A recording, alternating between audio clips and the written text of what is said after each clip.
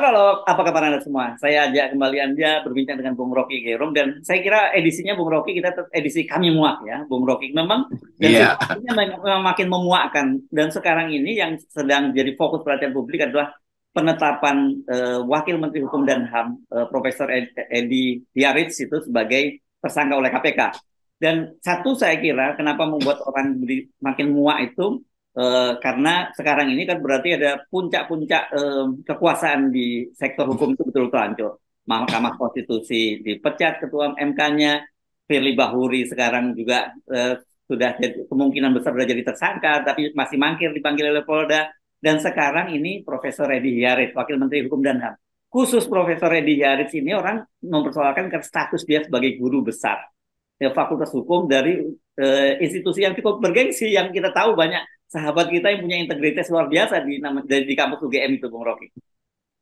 ya dulu saudara Edi ini dikenal sebagai ya dosen pintar segala macam itu.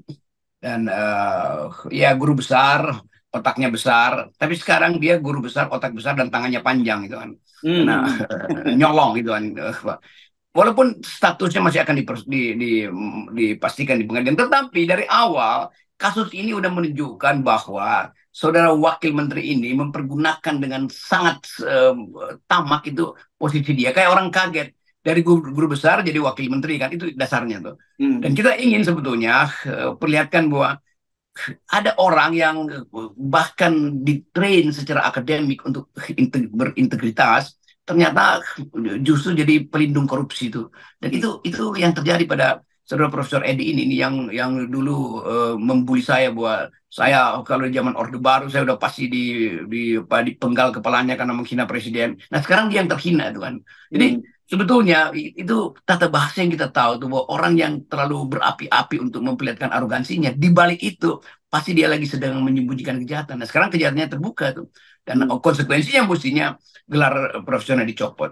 Itu mirisnya di situ, bahwa pada saat yang sama ada seorang profesor yang berupaya untuk menegakkan etika penegakan hukum, saudara Jimli Asidik, walaupun tidak, kita masih anggap itu belum sempurna tuh. Jadi ada guru besar yang mempertaruhkan ke guru besarannya, ada guru besar yang menjual ke guru besarannya, kan itu intinya kan. Jadi Ya, ya. bagian-bagian ini kita anggap bahwa apa sebetulnya artinya jadi guru besar.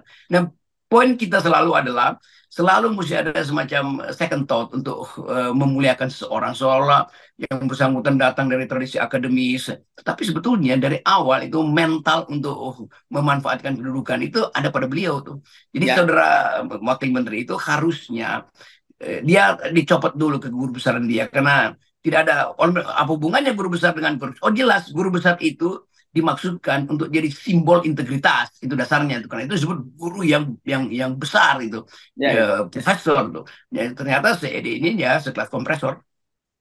Ya, dan kalau kita ngomong guru ya, guru aja itu kalau dalam bahasa Jawa kan Iya, sering disingkat sebagai digugu dan ditiru.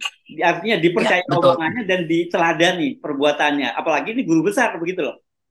Iya, guru besar bertangan panjang sebetulnya kan.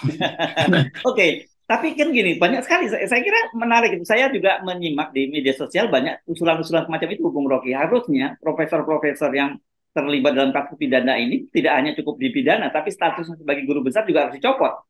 Karena mereka memang tidak layak kan. Dan banyak kasus kan, ada beberapa rektor dari berbagai perguruan tinggi juga terlibat kasus yang sama seperti ini, korupsi, menerima suap, gratifikasi dan sebagainya gitu. Ya saya kira separuh dari guru besar itu masih oke, separuhnya lagi oke minus, separuhnya lagi betul-betul tidak oke itu. Hmm. Dan korupsi di kalangan guru besar itu juga bukan sekedar korupsi materi, tapi korupsi arogansi itu. Ada guru besar yang menekan seseorang yang menjadi guru besar karena takut tersaingi di dalam kedudukan istimewa di universitas. Kan itu juga korupsi kan. Menekan bawahannya itu yang dianggap ya, berbahaya secara akademis, karena dia akan terganggu. Guru besar ingin cuma dia sendiri kursinya itu yang ada, yang lain mesti jadi pengabdi dia.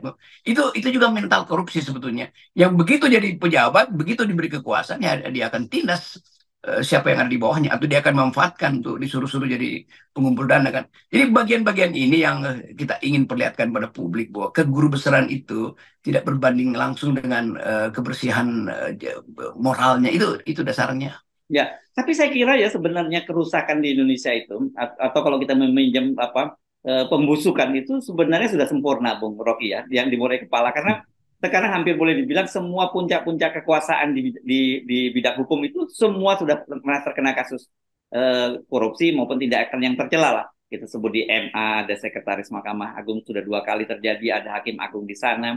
Mahkamah Konstitusi malah ada yang dihukum seumur hidup, mungkin gitu ya. Sekarang dicopot karena perbuatan tercela. Sekarang Kementerian Hukum dan HAM, menyusul lagi, sebentar lagi KPK. Saya nggak bisa membayangkan sebenarnya bangsa apa ini Indonesia ini. Demikian juga kejaksaan, berkali-kali itu skandal di kejaksaan tuh. Oh iya iya iya iya. Iya. Jadi kita bayangkan kalau ada presiden terpilih, siapapun presidennya itu, apa yang dia mau lakukan 100 hari pertama? Mestinya ada 100 pejabat penegak hukum yang diikat di Monas itu untuk ditonton sebelum masukin penjara. Itu kira-kira begitu. Kalau kita mau pakai objek yang paling satiris kan. Untuk memperlihatkan bahwa ada keseriusan penegak hukum. Jadi misalnya Anies terpilih, mesti ada 100 pejabat yang ditontonkan di 100 hari pertama. Nggak usah bikin janji ekonomi akan tumbuh 7%. Bilang aja bahwa saya mau tangkap 100 pejabat tuh dari kejaksaan, pokoknya penegak hukum, kejaksaan, Mahkamah Agung, Konstitusi, kepolisian segala macam itu sinyalnya bahwa akan ada pembersihan kan. Demikian juga kalau Ganjar terpilih atau Prabowo terpilih, tema kita hari ini adalah memberantas mafia peradilan dan mafia peradilan itu udah beranak akar tuh. Dan kita ingin supaya ada pemutusan generasi itu dipecat 100, diadili 100 supaya timbul yang betul-betul baru, lompat 2-3 generasi. Kalau enggak ini akan diwariskan terus kan. Siapa yang akan jadi jaksa agung itu juga akan punya mainan sendiri di wilayah itu. Siapa akan jadi Mahkamah Konstitusi begitu jaksa agung. Jadi semua hal yang menyangkut dengan penegakan hukum itu pasti belum bisa diselesaikan kalau tidak ada radical breakthrough semacam pelajaran publik untuk dipamerkan pada publik semacam festival of torture dulu disebut begitu. Zaman Romawi itu festival of torture, itu orangnya digantung terus dibakar. Terus jadi apa namanya terowongan api di situ dengan bentuk manusia tuh. Di Cina itu juga dipamerkan para koruptor segala macam. Kita tentu nggak akan sebiadab itu, tapi mesti ada sinyal dari calon-calon presiden bahwa bagi kita tuntut publik, tuntut bahwa 100 hari pertama kalian harus mampu menunjukkan 100 bajingan yang harusnya dimasukin penjara, kira-kira begitu. Ya, Walaupun ya. ini tentu ide yang hanya untuk soundbite, tapi mesti ada kenekatan untuk mengatakan itu. Karena tadi semua institusi itu hancur, gila. Di era Jokowi itu. KPK diperlemah dengan akibat nggak ada kasus di situ yang nggak dikaitkan dengan politis. Dengan secara politis yang bisa dikendalikan oleh presiden kan. Mahkamah Agung rekrutmennya juga makin lama tidak lagi transparan tuh. Walaupun beberapa hakim berupaya untuk mempertahankan karena kasus-kasus di situ tetap terjadi tuh. Jadi semua hal mesti kita pertimbangkan ulang dalam upaya membersihkan Indonesia dari kejahatan-kejahatan korupsi terutama. Dan saya kira kemudian kalau kita bicara siapa yang harus bertanggung jawab, ya kita harus menunjuk hidung Pak Jokowi kan begitu ya.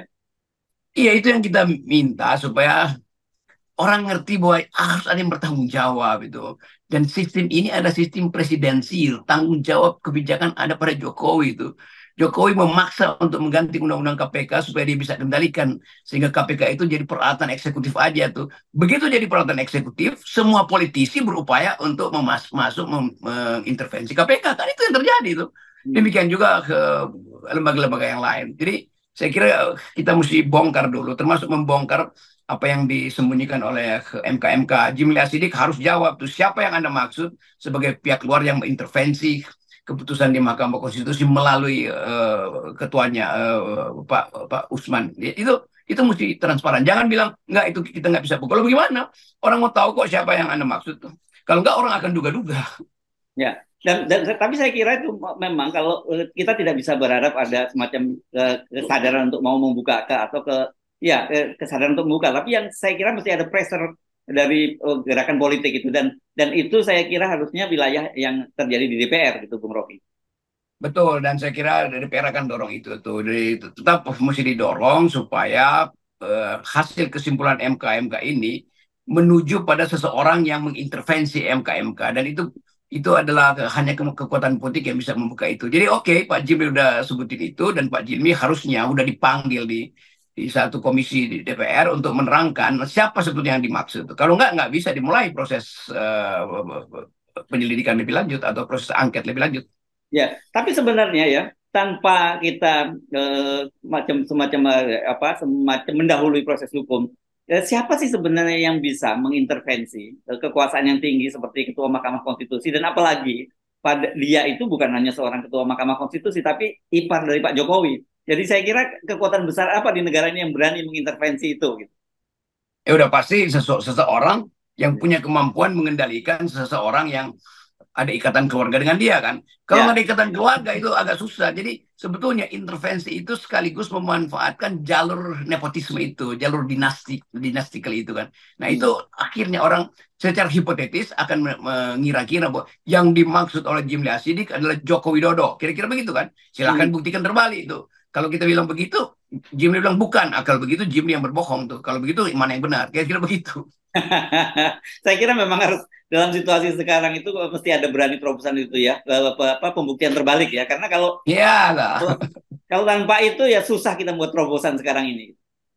Ya saya kira mesti dilengkapi dengan keinginan publik, partai politik. Kalau nggak partai politik juga tutup mata dong. Begitu tahu, oh si dia tuh yang intervensi. Ah jangan ah, takut ah. Ya itu artinya semua orang itu bersekutu dengan Paman Gibran untuk mengatakan bahwa kami sebetulnya di apa istilahnya tuh dikhianati. Loh ini diintervensi kok dikhianati gimana coba? Yes, oke. Baik, terima kasih Bung Rocky, dan situasi Oke. seperti ini membuat kita semakin muak ya Bung Rocky ya, dan memang betul-betul Yes. muak sekarang ini ya.